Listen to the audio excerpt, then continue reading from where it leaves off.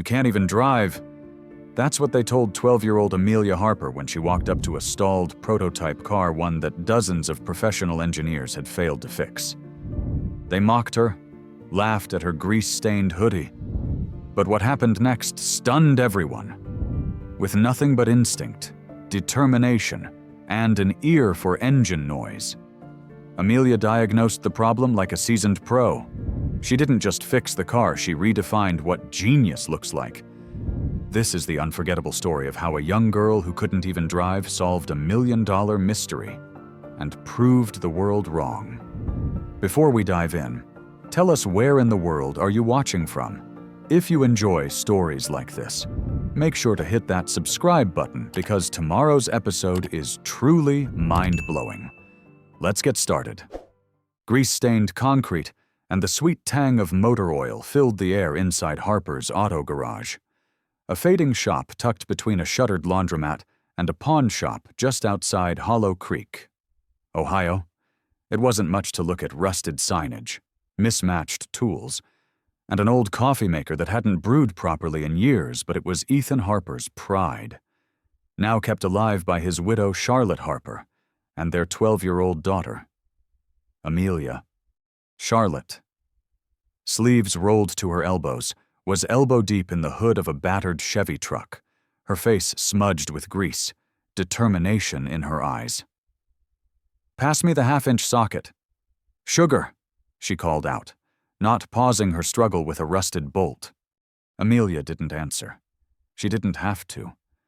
She moved like she belonged there, silent, swift, with hands that knew every drawer and every socket size like muscle memory. She'd grown up in that garage, learning the music of engines and the quiet language of failing parts. The town might have forgotten about Harper's favoring glossier chain shops off the interstate. But inside these peeling walls was a story, one of grief, grit, and a girl whose quiet brilliance was about to stun everyone who doubted her. It happened on a crisp Saturday morning, when the autumn leaves scraped along the pavement like whispers of things left unsaid. Charlotte was under the lift, her body half disappearing beneath an old station wagon that smelled like stale fast food and burned transmission fluid. Amelia was sweeping the floor when the sound of high heels on gravel sliced through the air like a blade. That sound didn't belong here, not in a place where steel-toe boots and engine whirs were the usual music. The woman was tall, composed, and dressed like she belonged on the cover of a financial magazine. Her name was Victoria Langston, and her perfume clashed violently with the motor oil in the air. She stood just beyond the bay doors, arms crossed, peering into the dim shop as if expecting a roach to scurry across the floor. "Is this the repair place?" she asked, barely concealing her disdain. Charlotte emerged, wiping her hands on an old rag that had seen better years. "That's right. I'm Charlotte. What can I help you with?" Victoria raised a perfectly manicured brow. "I've got a noise. Something weird under the hood. My technician couldn't figure it out." She gestured behind her, where a sleek black SUV idled quietly, humming with electronic arrogance. Charlotte gave her a nod. "Pop the hood. Let's have a listen." Victoria scoffed, then called out, "But I should warn you, I don't think this place has the tools to handle something like my vehicle." It wasn't the words. It was the way she said them, as if tools mattered more than experience, as if grease on your jeans meant grease in your head. Amelia watched quietly from a corner, eyes narrowed, broom forgotten. Charlotte didn't flinch. She stepped toward the car, listening. The sound was faint but irregular, a fluttering hiccup in the otherwise smooth rhythm of the engine. Then came the moment. Victoria spotted Amelia watching and smirked. "What's she doing here? You can't even drive yet. Can you, sweetheart?" Amelia's eyes didn't move. She walked slowly toward the SUV. "It's your timing chain," she said softly. You're getting misfires because the chain stretched just enough to throw off synchronization. That fluttering, that's your camshaft trying to keep up." The air turned still. Charlotte's hand froze mid-reach. Victoria blinked. "I'm sorry, what she asked." Her voice now edged with disbelief. Amelia pointed gently toward the front of the engine. "You probably won't see it in diagnostics. Not unless you measure the phase shift manually. Most techs don't check that on newer models. They assume the computer would catch it. But the engine's trying to compensate, and it's losing timing." Charlotte slowly turned toward her daughter, pride flickering in her tired eyes. "You've got quite the imagination," Victoria muttered, brushing a strand of auburn hair from her face. "Start it again," Amelia said calmly. "Let me show you." There was something in her tone, something solid. Not arrogance, not desperation, just certainty. Victoria, perhaps out of curiosity or disbelief, turned the key. The engine purred back to life.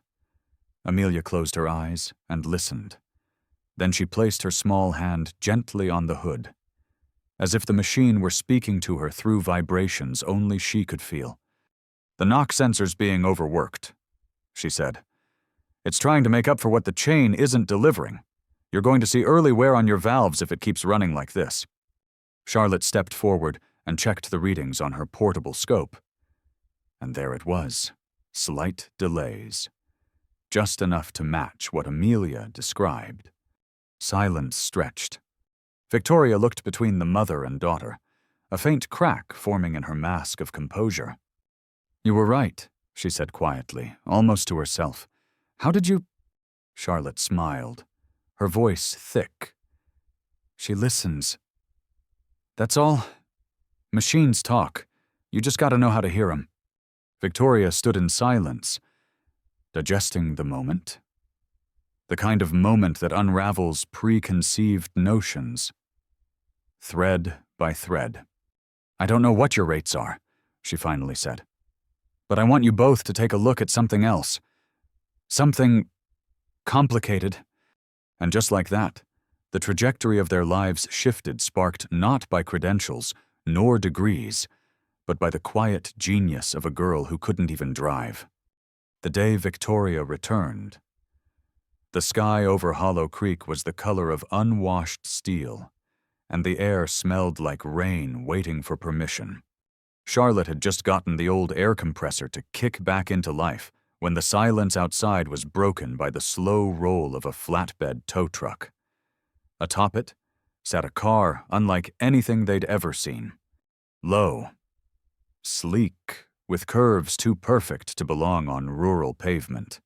It shimmered like liquid silver, more spacecraft than automobile. The tow driver looked confused, like someone who'd been handed cargo from the future.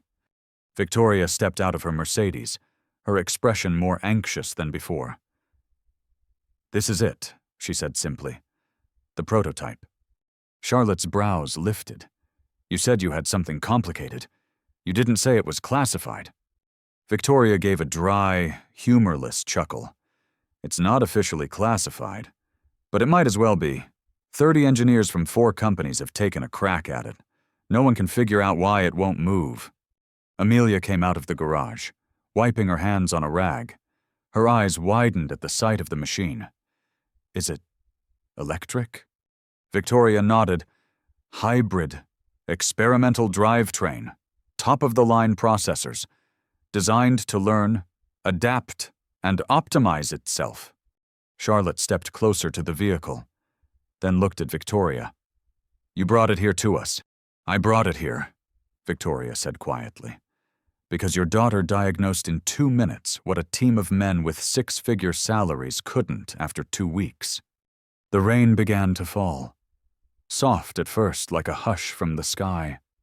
The 3 of them worked in silence that afternoon. Charlotte opened the hood and stood back. Stunned, it was a jungle of chrome, wires, and fiber optics. Nothing about it felt familiar. There were no belts to tighten, no filters to replace, just modules stacked like thoughts inside a machine's brain. "This thing isn't broken," Charlotte whispered. "It's confused!" Amelia leaned over the engine, her brows drawn together. It's like each part speaks a different language. Victoria nodded. "The software says everything checks out. Individually, all systems pass diagnostics. But when you try to drive it, nothing happens. It just refuses."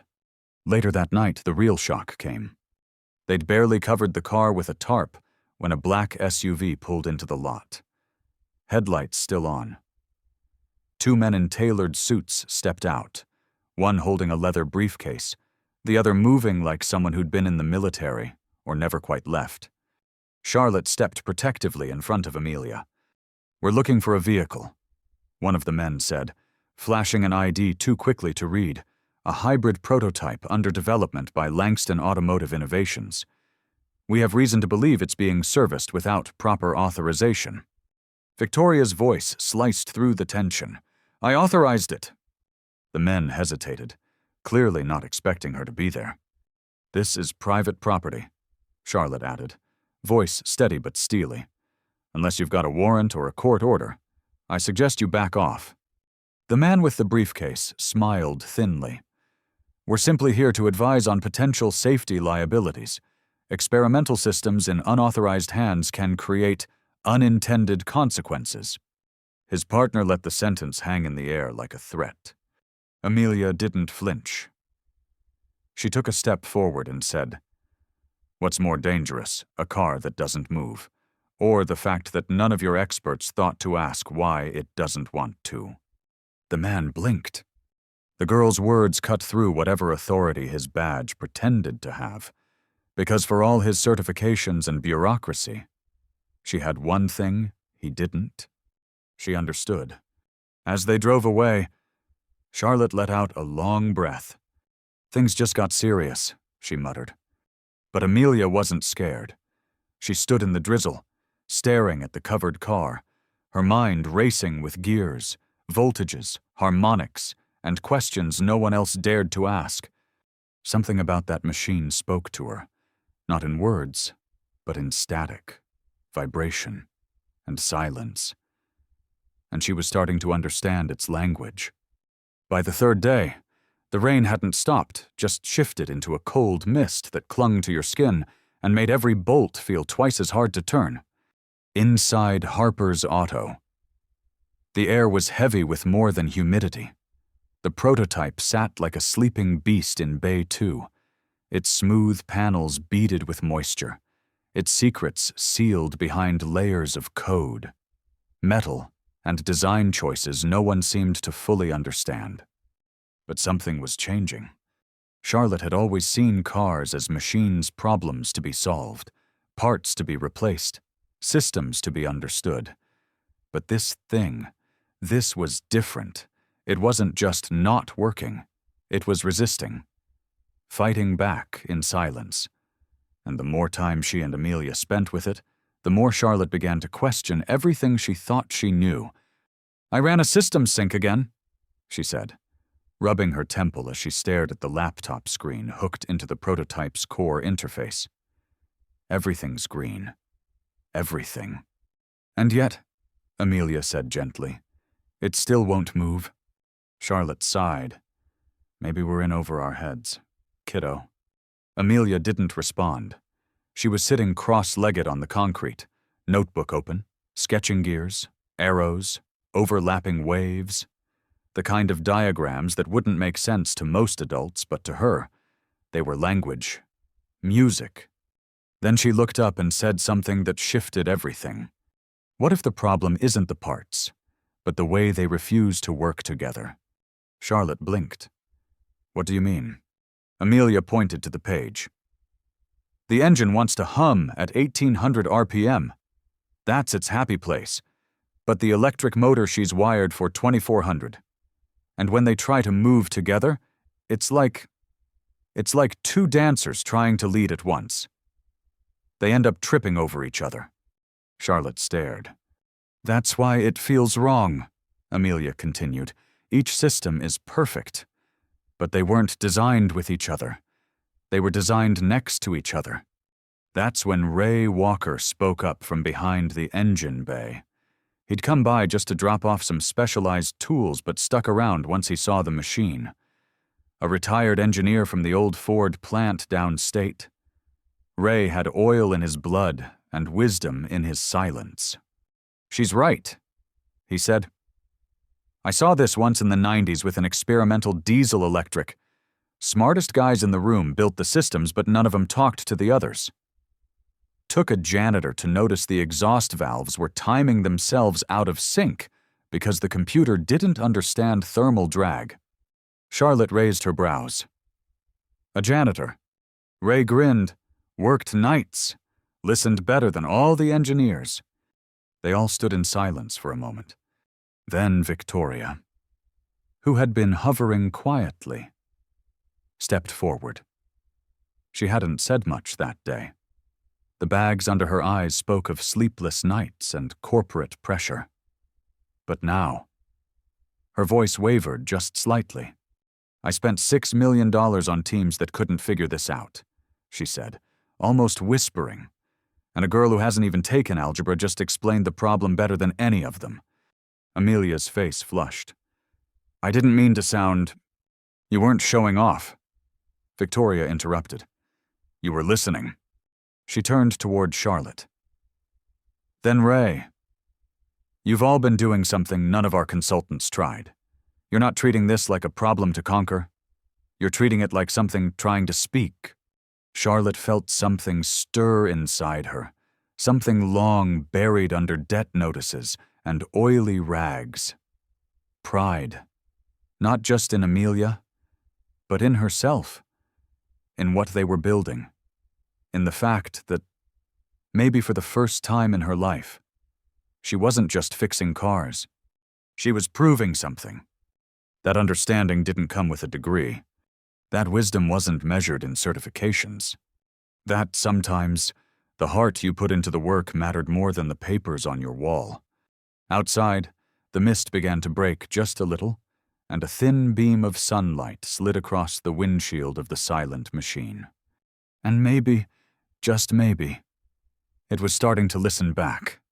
The sun finally broke through the clouds the next morning, turning the rain-slicked streets of Hollow Creek into golden ribbons. For the first time in weeks, the chill in the air didn't feel quite so heavy.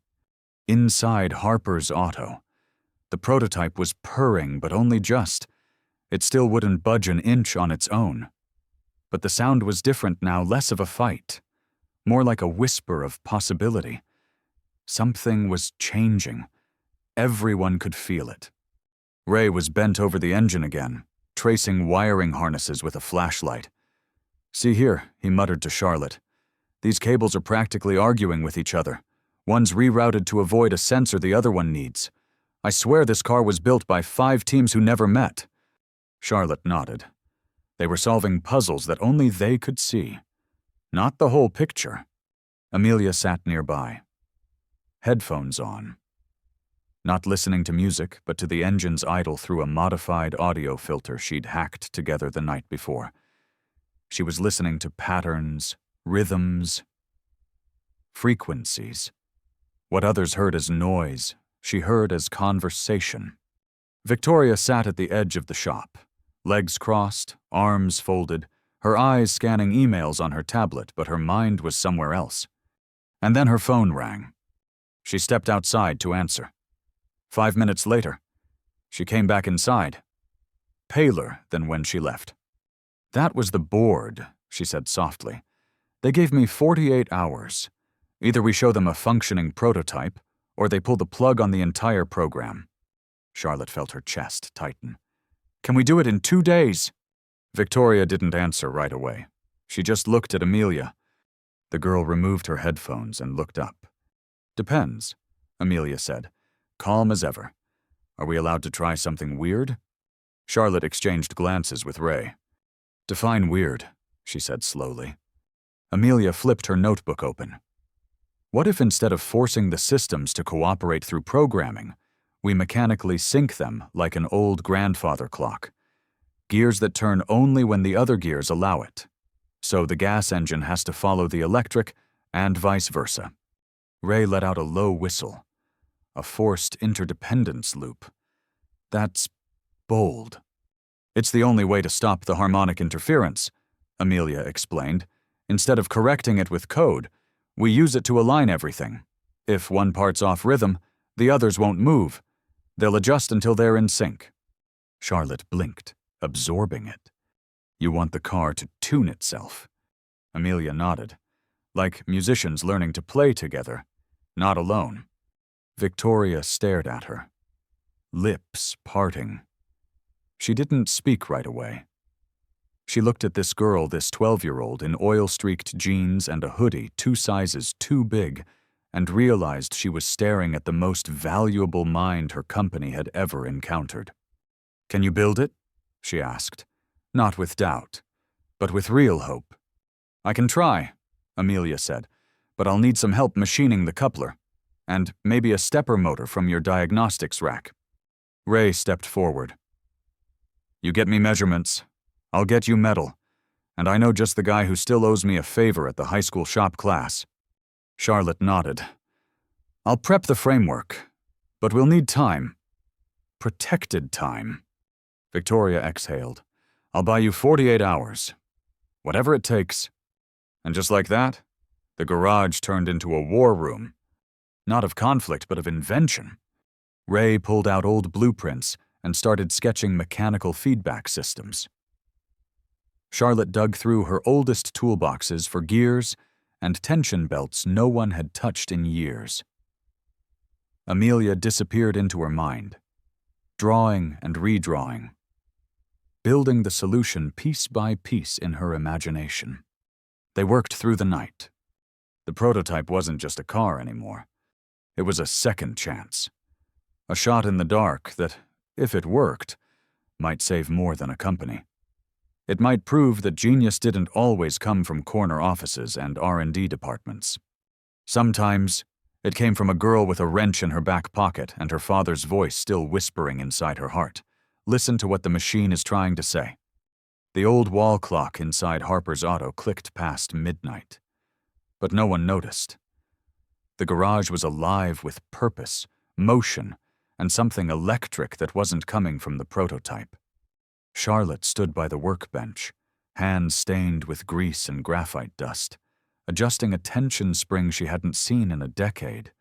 Her shoulders ached, her eyes burned, but her heart had beat with something she hadn't felt since before Ethan passed. Hope. Ray hunched over the lathe in the corner, carving out a precision gear, coupling from billet aluminum. Every cut was deliberate, every pass a quiet defiance against the world that said he was too old, too out of touch.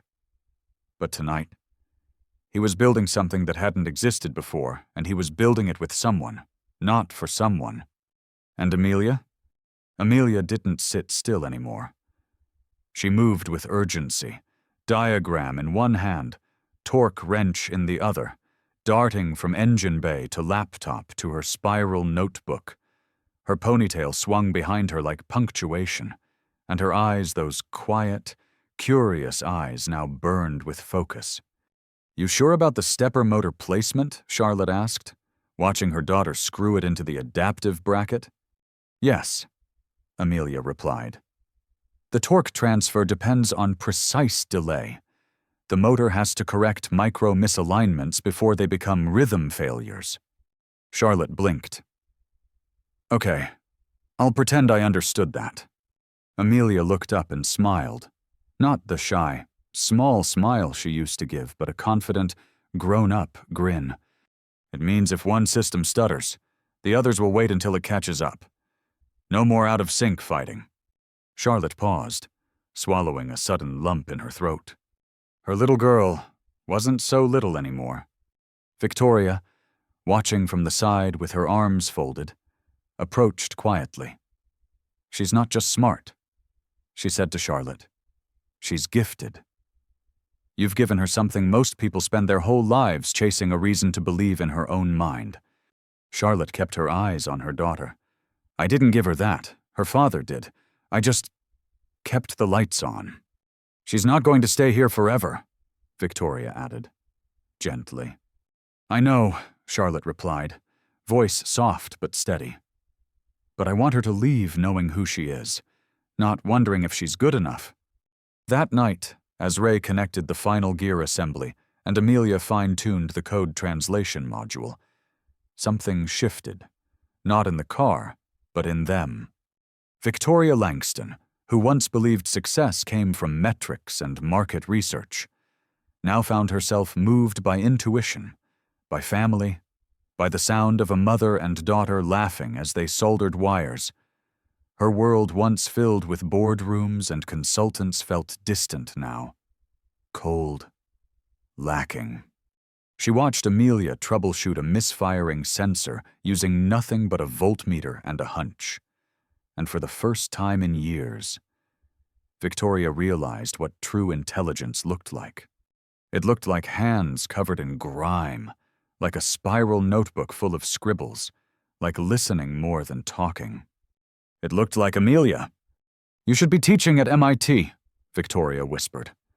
I'm 12, Amelia replied, adjusting a grounding wire. Also, I don't like chalkboards. Ray chuckled. Smartest thing anyone said all day. By Forzisrora. The synchronization mechanism was installed. The new coupling gleamed under the LED lights like a silver heartbeat. The stepper motor clicked softly, alive, aware, responding. They all stood around the prototype, exhaustion tugging at their limbs, hope stretching across their faces. Charlotte placed her hand on Amelia's shoulder. Ready? Amelia nodded. Let's see if it wants to dance. Charlotte turned the key. The engine didn't roar. It didn't growl. It sang. Soft, harmonious, each system falling into place like dominoes clicking together, not to fall but to rise. The dashboard lights synchronized. The electric motor thrummed in tandem with the gas engine. And slowly, silently, the car moved just a few feet, but on its own. No stutters, no resistance. Just unity. Ray let out a breath he didn't realize he'd been holding. Well, I'll be damned. Victoria closed her eyes. It works. And in that quiet, unbelievable moment, no one spoke, no one cheered, because the car wasn't the only thing that had changed. Amelia had become something more than a mechanic's daughter. Charlotte had become more than a survivor. And Victoria, who had come in with control and money, had found something she didn't even know she was missing. Faith. By sunrise, the town of Hollow Creek was still asleep, except for one tiny garage where history had just been rewritten. The prototype sat quietly in the center of Harper's auto. No longer a mystery, no longer a defiant machine refusing to work. It was peaceful, like it had finally found its place. And maybe they all had, too. Charlotte handed Amelia a mug of hot chocolate, her hands trembling slightly from exhaustion. How's it feel? She asked.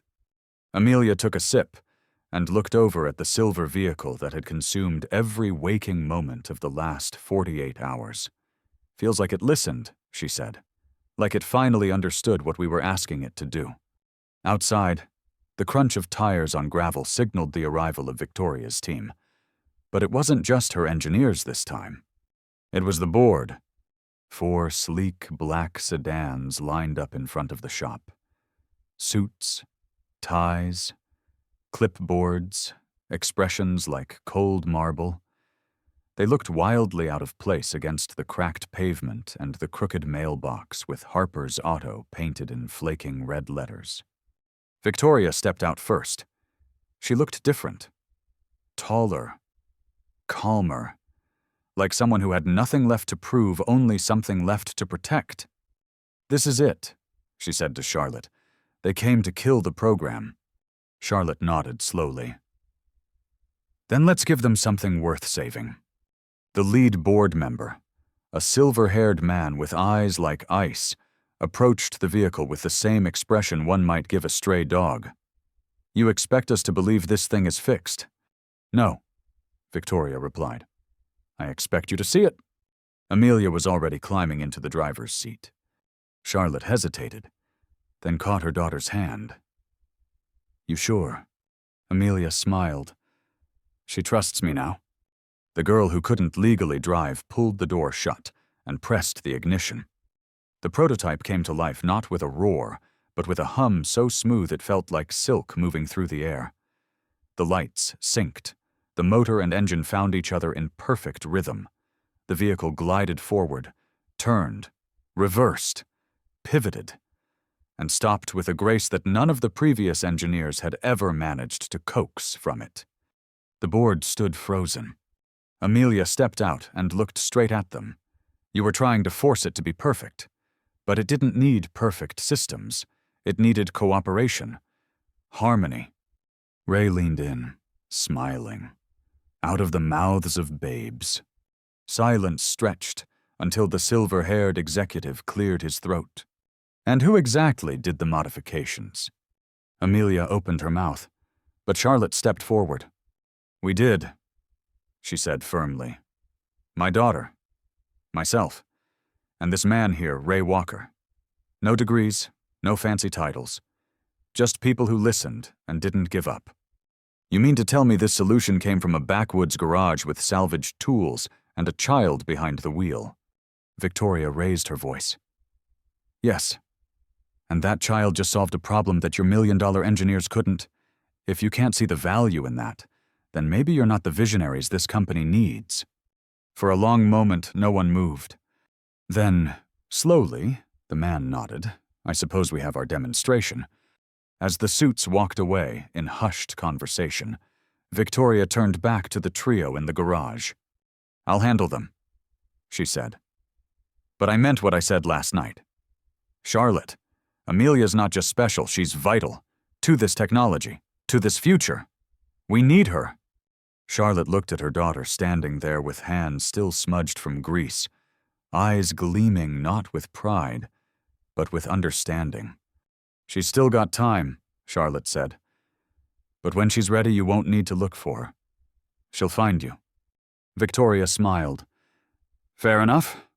Later that afternoon, after the board had gone and the garage was quiet again, Charlotte sat with Amelia on the tailgate of an old pickup truck, watching the sunlight bounce off the silver hood of the prototype.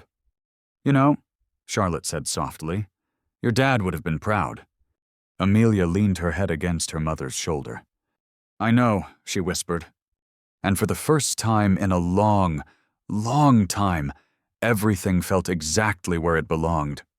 Anyone can learn to fix what's broken if they're brave enough to listen to what no one else hears.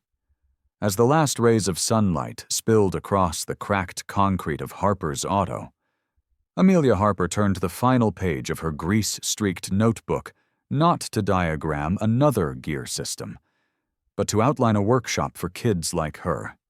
Kids who had been told they weren't smart enough, weren't old enough, weren't normal enough. But this time, they wouldn't be told you can't. They'd hear you already can. Let's show them. Because now, Amelia knew the truth. The dream she once kept tucked in her back pocket wasn't just hers anymore.